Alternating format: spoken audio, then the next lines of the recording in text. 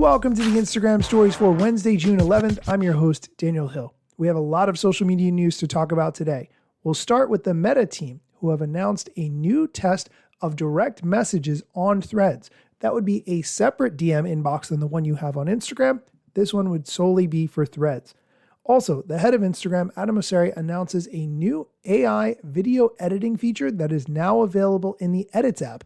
And honestly, I think it's pretty cool. We'll talk about that as well. Additionally, the YouTube Creator Insider team will give some updates on how to promote posts from mobile and talk about posts on YouTube. Posts is not something I was familiar with, so we'll get into that as well. All of that, plus the Wednesday Waffle on today's episode, but first, here's a quick word from our sponsors. Welcome back. Let's start with the Threads news. The CEO of Meta, Mark Zuckerberg, posted on Threads, quote, "We're starting to test DMs on Threads.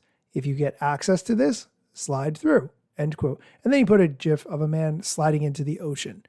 The head of Instagram, Adam Mosseri, posted something similar saying, quote, "We're starting to test DMs on Threads, which has been a top request since we launched. Our mission is to foster an open exchange of perspectives, and we know how important messaging is to supporting that cause," end quote. I just want to pause and say that I don't think we necessarily needed a separate inbox just for Threads. The DM inbox on Instagram works just fine. However, I do understand that some people have stepped away entirely from the Twitter or X platform and want to 100% replace that experience with Threads, and they don't necessarily want to be on Instagram. So in that particular situation, having a separate DM inbox just for Threads does make sense to me. Do you want a separate DM box just for Threads? I've created a poll attached to this episode. Please vote. I would love to share what you think on the show next time. Moving on, the head of Instagram announced today Restyle, which is a new AI tool built into Edits and soon part of Instagram that will allow you to style your videos in all sorts of ways. Basically, it is allowing you to change your clothes and the background of the video so you can play with a lot of different scenarios that you might not be in. I think this is really interesting. Here's the head of Instagram explaining more. This week, we're launching Restyle, which is an AI tool to edit videos like this one, and it's going to be in Edits, in the Meta AI app, and in Instagram over time. It allows you to do all sorts of interesting things. But we're going to start with a set of presets before opening it up for open prompting later this year, where you can really let your imagination run wild. But to start, there'll be some simple things you can do. You can change your context, so you could just be in a beach or be in the snow. You can actually restyle an entire person or character. So you could be made up out of marble or porcelain, or you could be a 3D character from a video game. And you can also add some color. So I really like pink, so you could just go pink or use other lighting effects that we have. So check it out. Let me know what you think. Let me know what presets you would like to see come over time. And I cannot wait to see what you all do with this creative tool. See you all soon. Peace. If you haven't seen the video that goes along with that audio, definitely watch it, because as he goes through all the different things you'll be able to do with Restyle, he is actually changing. So he changes into a 3D character. He changes his background to be a snowy environment, all sorts of different things. Definitely worth watching. I will link to that video in the show notes so you can check it out for yourself. Okay, we're going to take a quick break. When we come back, we're going to have some updates from the YouTube team about how to promote posts within the mobile app. And we'll talk about posts themselves, what they are, and how YouTube is going to be featuring them. Stick around. Welcome back. Let's get into some updates from the YouTube team. I'm actually going to stop the video from the Creator Insider team when it gets to the part about posts, because I'm going to explain what posts are before I play the update. Here's the clip from the YouTube Creator team talking about what's new this week. What's up, Insiders? I'm Lauren, a program manager working on our product team here at YouTube and the producer of Creator Insider. So let's get into it. First up, we're making it easier to get started with YouTube Promote, which is now available from the YouTube main app on Android. As a reminder, creators can use YouTube Promote ad campaigns to promote their shorts and VODs or grow their business directly from YouTube or YouTube Studio without needing to go to Google Ads. You can use Promote with the goal of getting more subscribers, growing your video views, or driving visits to your website. To use Promote on the YouTube main app on Android, start watching one of your videos and look for the Promote button under the player. This allows you to promote the video without leaving the watch page. For creators who have already used Promote, we're introducing a new promotions feed to check the status of your campaigns and easily review performance. To visit your promotions feed, go to the U tab on mobile and click the promotions icon. We hope these updates help make the Promote tool more accessible, and we'll leave more information in the description. Okay, I'm pausing the video for a second because the next part has to do with posts, and I was really unclear what a YouTube post is. To me, a YouTube post means you just made a video and you uploaded it to YouTube. It could be a long form video, it could be 10 minutes or an hour. That would be a post. That's how I thought of it. Turns out that is completely wrong. Here is a video from the YouTube team explaining what a post is. Posts give creators an easy, lightweight way to engage with their audience through polls, quizzes, text, and more. They show on your channel's post tab, the YouTube homepage, and the subscriptions feed, and can help you deepen your connection with your existing audience and communities outside of your usual uploads.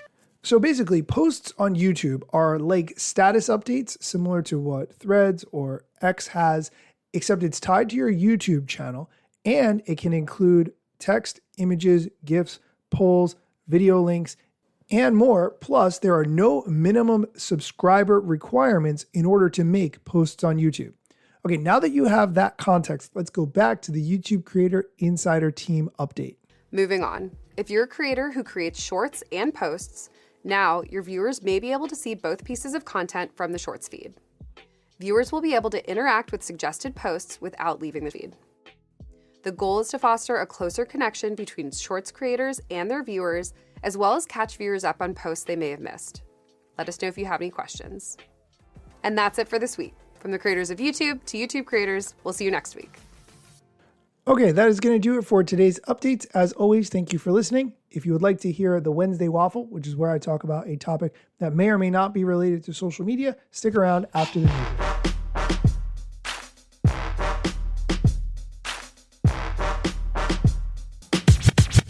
I'm not yet a member of the Instagram team, but my podcast covers many Instagram themes. But the name, image, logos are trademarks of Instagram and the LCC in the USA and every territory. Everything I publish independently until Zuck returns my DMs and starts to pay my salary. Not sponsored or endorsed, no lies, no fallacies. I use their logo with permission, not malicious or callously. No trademark violation, filling all criteria. Follow me on Instagram or Twitter at Daniel Hill Media.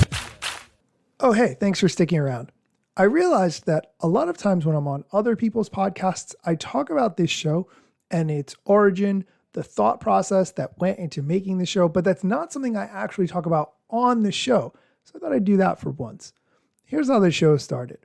Originally, one of my friends, her name is Jen Lehner. Perhaps you listen to Jen's show or you're familiar with Jen's content. Jen had launched something on Amazon called a flash briefing, which was using Echo devices. And Jen told me, Dan, you have to make a flash briefing. And I said, okay, well, you're already doing one about social media news. What should I do one about? And she said, you could do one about Instagram. And I thought, okay, I could do that. She said, you have to make daily updates and people will listen. And I said, okay, well, that seems interesting. I could do short daily updates. So I wanted to call it the Instagram stories. That was my idea. And I thought this way, when people search for information about Instagram, they'll find this podcast and they'll be able to listen.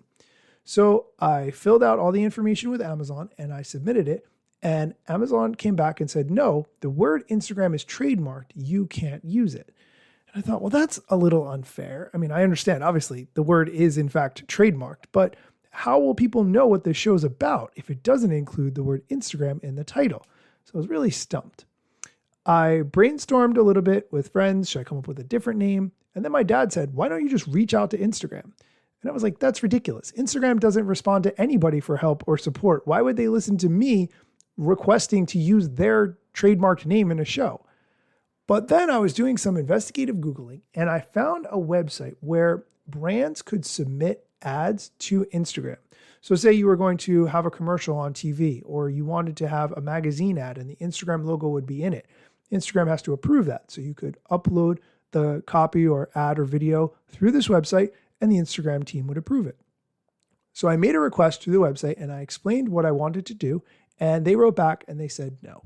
They said, no way, not possible. We don't do that.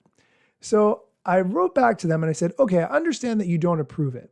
But if you did approve it, what would be required in order for you to do that? And they wrote me back and they said, give us more information. So I explained in more detail what I was looking to do.